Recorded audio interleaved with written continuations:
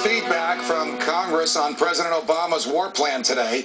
Lawmakers on both sides of the aisle sharing their concerns about how the U.S. will deal with al-Qaeda in Pakistan and not just send in more troops to Afghanistan.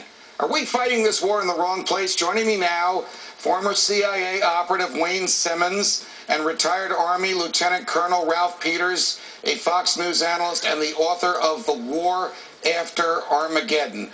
Wayne, to you. You sent me an email at the crack of dawn this morning, spitting and snarling, as only you can, over what the president said the other night. Make the case that he said the wrong thing at the wrong time to the wrong people in the wrong place. Well, he said if you were the enemy, they clearly got the message. They got the right message. They were elated. I'm surprised there weren't parades down the streets of the dirt roads of Afghanistan and in Waziristan.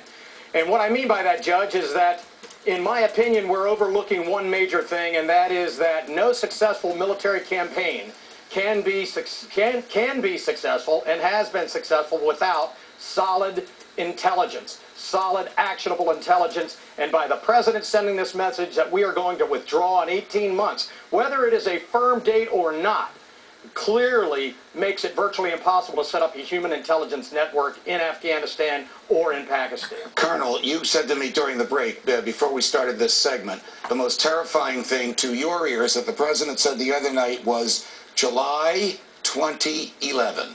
Judge, Afghanistan's over. What do you mean Afghanistan is over? More soldiers and Marines, Navy corpsmen are going to die or be severely wounded, but it was over when the president said July 2011. I know he put caveats on it, right, in that mushy speech of his, but all the people in Pakistan, Afghanistan, all the Taliban and al-Qaeda heard was July 2011. What an incredible recruiting ad for the Taliban. We just told you, whether it's true or not, they can now say, look, the Americans are leaving. Right. Get on the winning team. All right, but before you said it's over, you wrote in the New York Post that Afghanistan is a worthless piece of dirt that is not worth Americans dying for. What did you mean? Well, Judge, in 2001, we didn't go to Afghanistan to turn it into Disney World. We didn't go there to buy retirement homes. We went there to kill al-Qaeda and punish the Taliban for harboring them. Mission accomplished by late spring of 2002. Imperfect? Hey, the world's an imperfect place. But we stayed because we convinced ourselves that, although we still haven't rebuilt the Twin Towers, that we were going to build a modern, wonderful Afghanistan. Ain't going to happen, ain't worth the effort. Even if it worked, we get nothing out of it. Judge, the purpose in 2001 was right. Kill al-Qaeda wherever they are. Wayne Simmons, General Jones, the former four-star general and former commandant of the Marine Corps, whom you know, who's now the president's national security advisor, said just a month and a half ago there's only about 100 al-Qaeda remaining in Afghanistan. Are we sending 100,000 troops to look for 100 people, and aren't they probably gone before our troops even get there? Well, look, with all due respect to the general, I can tell you unequivocally, from the men that I've talked to, the men that I've worked with that are boots on the ground right now, there are more than 100 al-Qaeda in Afghanistan. And anyone who thinks otherwise is kidding themselves. One of the other things that absolutely distresses me is that our Secretary of Defense and our Chairman of the Joint Chiefs have signed on to this nonsense, this pathetic political ruse disguised as a military operation.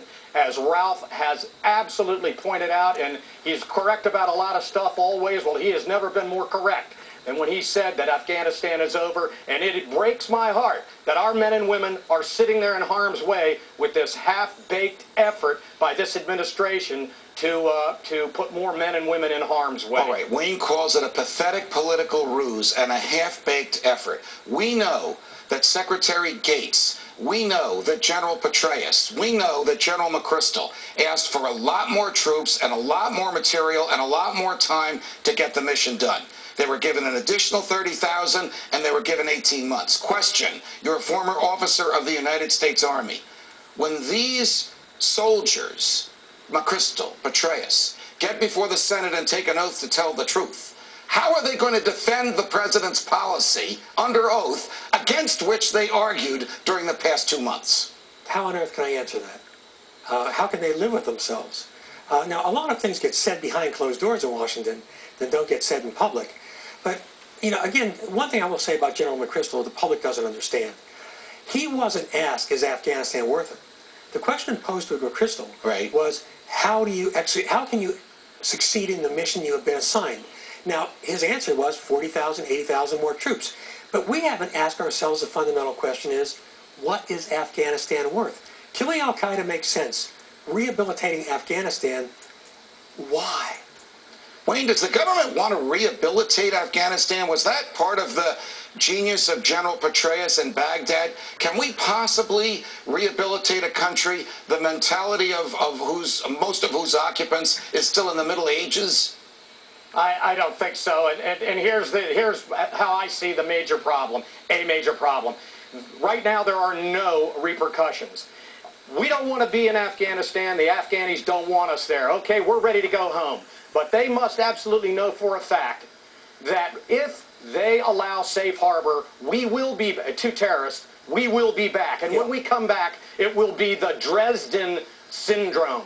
That's what I call it. But right now, there are no repercussions. All right, the Dresden syndrome. The Dresden syndrome is obviously a reference to the firebombing of the city of Dresden in Germany during World War II, in which we leveled the place. What would we gain by leveling Afghanistan? It's a mountainous region with illiterate people who still think like it's the 12th century, Wayne. We're not going to level Afghanistan. We're going to locate, identify any village where the warlord, where the ruling class is letting safe harbor take place, and we are going to level that village. They will get the message. They will then retaliate against the al-Qaeda and not let them have safe harbor. Understood. They do not want us there. Understood. Quickly, if General Petraeus is asked if he really likes this and he doesn't, should he resign rather than answer untruthfully?